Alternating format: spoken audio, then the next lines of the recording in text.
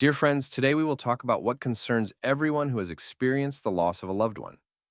In your letters, you often share your pain and anxiety about those who have gone to another world.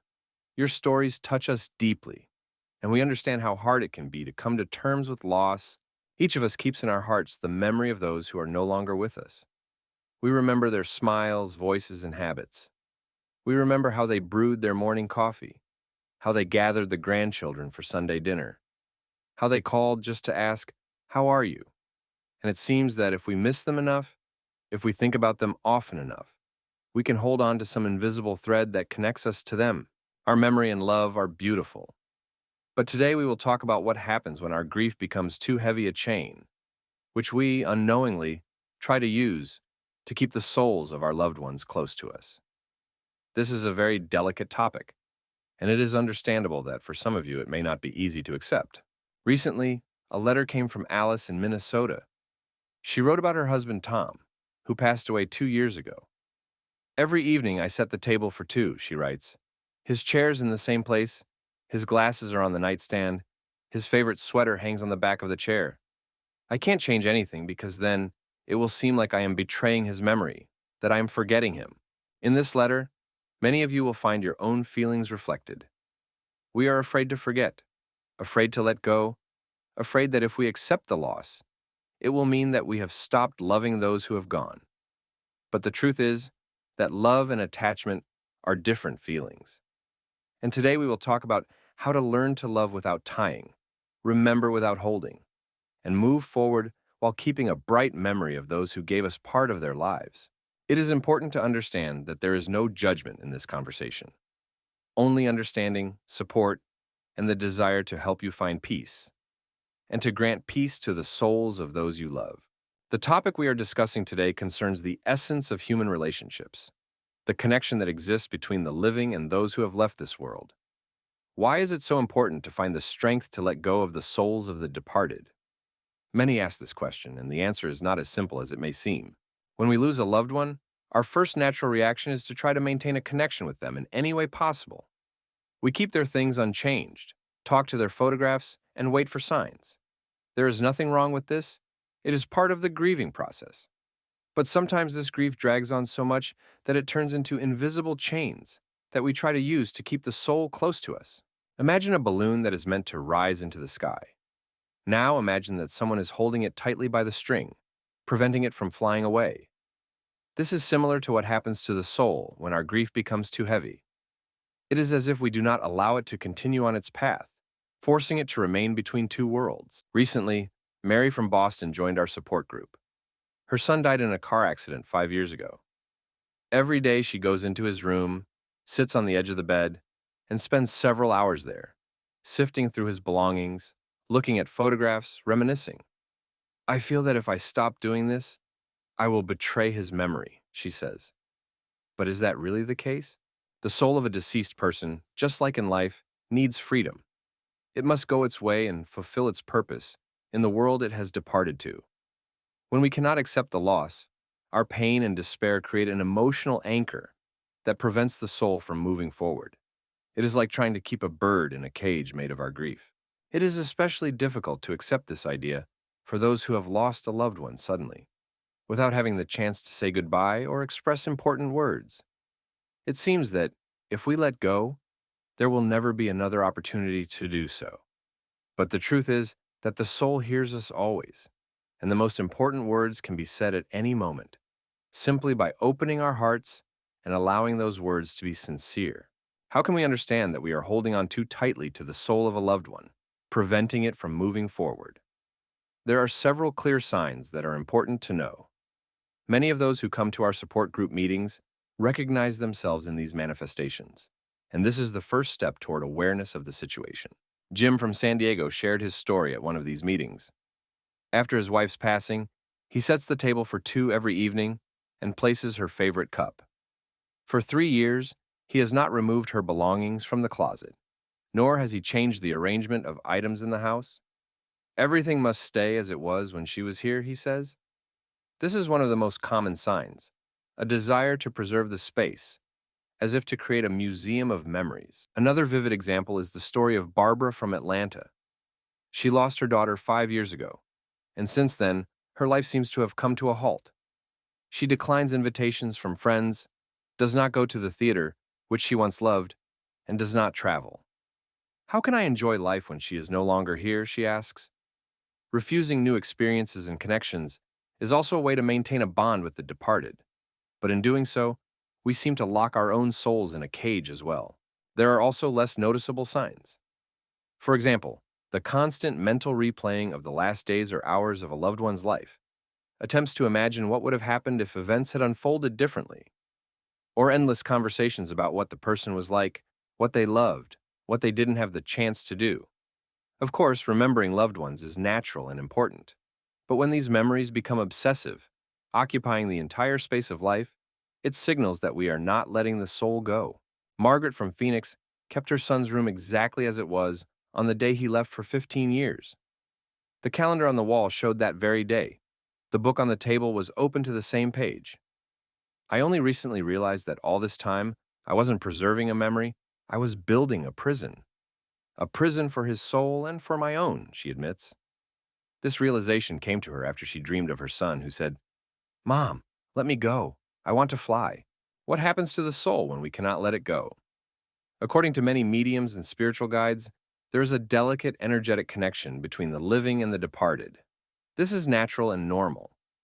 But when our grief becomes too heavy, this connection turns into a kind of anchor that holds the soul back from moving forward. John from Denver shared an incredible experience. A year ago, he attended a session with a medium where he received a message from his wife, Susan. "My love," she conveyed, "I feel your pain every day.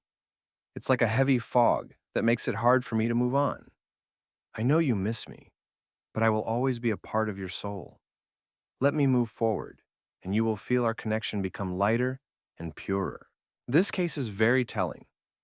The souls of the departed are still connected to us by love, but they need freedom to grow and move in the world they have gone to. When we hold them too tightly with our grief, they seem to get stuck between worlds. They cannot fully leave, but they also cannot stay. An elderly couple from Portland, Ruth and Ben, lost their only daughter. Every day they went to the cemetery, spent hours there talking to her, crying, pleading for her to come back. One night, they both had the same dream. Their daughter was standing by a closed door, trying to enter a bright room, but something was holding her back. Turning around, she said, "Mom, Dad, your tears are like chains. They don't let me go to the light." It is important to understand that when we let go of the soul, we do not lose our connection to our loved one. On the contrary, this connection becomes clearer and freer. It transforms from painful attachment into a bright memory and love that connects two worlds without creating barriers for the living or the departed. Many of those who have found the strength to let go say that afterward, they began to feel the presence of the departed differently, not as a heavy pain, but as a light, gentle touch on their soul. And this touch brings not tears, but smiles and gratitude for the time they spent together. When we cannot let go of the soul of a loved one, it is not only they who suffer, but we do as well. Life seems to freeze at a single point, in the moment of loss. It is like having paused a movie and refusing to press the continue button. Sarah from Portland shared her healing story. After her husband passed away, she lived in a state of deep depression for 3 years. "I existed between two worlds," she says. "I couldn't live fully here because I was constantly thinking about the world where he is now. I started having health problems, lost my job, and drifted away from friends. I remember my daughter saying, 'Mom, we didn't just lose Dad. We lost you, too.' When we refuse to accept loss and move forward, our bodies respond physically. Problems with sleep, appetite, and immunity arise. Constant anxiety and sadness exhaust the nervous system. It is as if we are trying to live on a bridge between the world of the living and the world of the dead, and it tears us apart. Often we miss important moments in the lives of those around us. Children grow up without receiving our full attention and involvement. Grandchildren do not see our genuine joy in their successes. Friends gradually drift away because it is too heavy to be with us. We seem to radiate constant grief. There are times when we reject new opportunities, believing we have no right to happiness after loss. Peter from Chicago declined a promotion at work because his wife always dreamed of seeing his success. How can I enjoy my achievements if she cannot share that joy with me? He said. But would our loved ones want us to live that way? In support groups, it is often mentioned that being stuck in the past is a kind of betrayal toward the living. We betray ourselves by refusing to grow and find joy. We betray those who are close to us by not giving them our love and attention fully. And perhaps most importantly, we betray the memory of those who have gone, because most of them would want to see us happy and full of life. How can we learn to let go while keeping a bright memory of a loved one? The experiences of those who have gone through loss and found their path to healing show that a healthy grieving process is not about forgetting, but about transforming the relationship with the departed. Robert from Chicago lost his daughter 6 years ago. Today, he leads a support group for parents who have experienced similar loss. I realized one important thing, he says. My daughter is still a part of my life, but now it's different. I no longer try to hold her in the past. Instead, I allow her memory to inspire me to do good deeds in the present. Accepting loss does not happen in an instant. It is a gradual process, like a sunrise. First, a gentle light appears, then the colors become brighter, and at some point we notice that the darkness has receded. It is important to allow ourselves to experience all the stages of this journey, taking our time and not judging ourselves for moments of weakness. A healthy memory of loved ones manifests in different ways. Some create charitable foundations in their honor, some continue their good works, and some simply live in a way that would make them happy to see. Emily from Seattle bakes her husband's favorite pie every year on his birthday and treats the neighbors, sharing funny stories from their life together. Now this day is filled not only with tears, but also with smiles, she shares. It is very important to understand. Continuing to live a full life is not a betrayal of the memory of those who have gone. On the contrary, it is the best way to honor their memory. After all, most people want happiness and well-being for their loved ones, even when they depart. Anne from Portland found a letter from her mother, written shortly before her death. Daughter, when I am no longer here, please live. Travel, fall in love, laugh. I will be happy knowing that you are happy. A sign of healthy acceptance of loss becomes the moment when memories begin to bring not only pain, but also warmth. When we can smile while recalling some moment from the past. When the memory of a loved one becomes a source of strength rather than weakness. Now let's talk about specific steps that help to let go of the soul of a loved one while preserving a bright memory of them. This is not an easy path, but many have already walked it and are ready to share their experiences. Rituals of farewell play an important role. It can be something very simple. For example, Jennifer from Austin goes out to the garden that she and her husband once created together every morning. She lights a candle and tells him everything she feels, both the sad and the joyful. Gradually, I began to notice that I more often talk to him about good things, about how our grandchildren are growing, what successes our children are having. And one day I realized these conversations no longer hold him back. They simply connect our souls with a bright thread of memory. Working with a professional psychologist is also an important step. Many feel embarrassed to ask for help, thinking that they should manage on their own. But experience shows that the support of a specialist helps to go through the healing process much faster and more easily. Michael from Denver says, after a year of therapy, I finally managed to sort through my wife's things. Not to throw them away, but to sort them. Keep some as a memory, pass some on to those who need them. And for the first time in a long while, I felt a sense of relief. Support groups become a real lifesaver for many. Here you can meet people who understand your pain because they have gone through something similar. They do not say cliché phrases like time heals or you need to pull yourself together. They are simply there, and their example shows life goes on, and there is still much brightness in it. Creating new interests and activities helps a lot. This does not mean forgetting the past.